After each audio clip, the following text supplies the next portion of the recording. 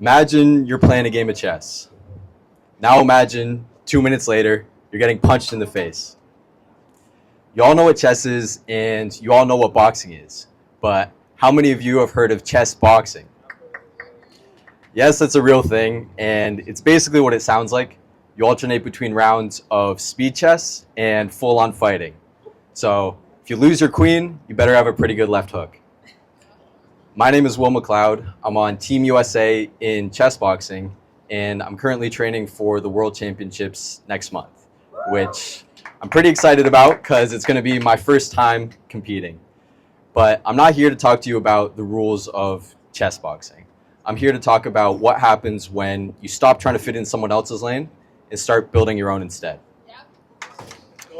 So I've been playing chess ever since I was a little kid. I still remember sitting on the green carpet on the floor of my parents' bedroom as my dad showed me how to give a checkmate with 2 rooks. Growing up, I'd mostly play with either my dad or friends at school, but as I got to high school, I started playing in real tournaments, studying openings, trying to climb the rating ladder. Basically, I was taking it pretty seriously. Boxing, on the other hand, I'm relatively new to. My senior year of high school, like a lot of people, I got really into watching UFC, boxing, fighting. I think it was the whole Conor Khabib thing that really got me into it. But the more I watched it, the more I thought, man, this would be really cool to try out. So my freshman fall at Cornell, I signed up for an intro to boxing class. And after a few weeks, I was going to our school's boxing club. And by the end of the semester, I was going to a real fight gym downtown. That was about 2 years ago. This May, after many canceled events, I finally had my first amateur boxing fight. And as you can imagine, it's a pretty transformative experience. So if you combine that with the end of my semester, I naturally was in a very reflective mood. What's next? What makes sense for me? What aligns with who I am? For some reason, chess boxing popped into my head. I think I'd seen a clip from a viral streaming event a few years ago, but I hadn't thought much of it at the time. For whatever reason, though, it came back to me. Maybe it was the timing, maybe it was the contrast, maybe my subconscious just knew that it would be perfect for me. So I searched it out online, half expecting it to be a dead end.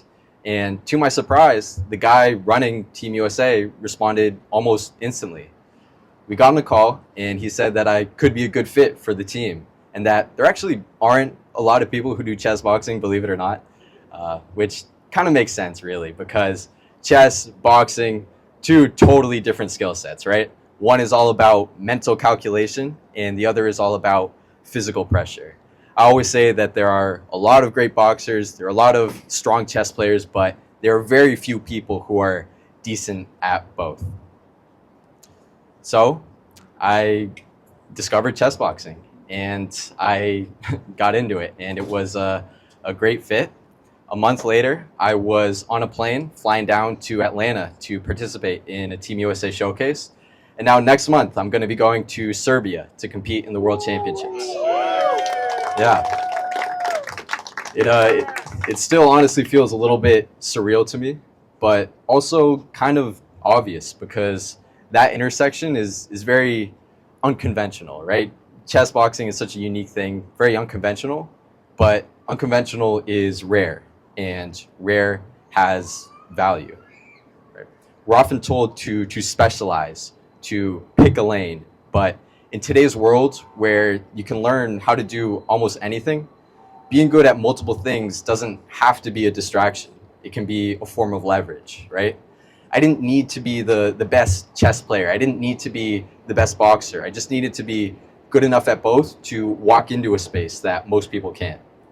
So here's the takeaway. Maybe you don't have to compete against millions of people to be the best.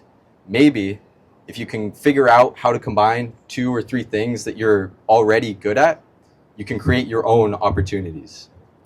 We live in a world built on intersections. So the weirder your mix may be, the more powerful it can be. You just have to make sure that you own it. With all the resources we have access to today, you don't have to force yourself into a single lane if you don't want to. You can create your own. And that's exactly what I'm doing. Building my own lane, one move at a time. Thank you.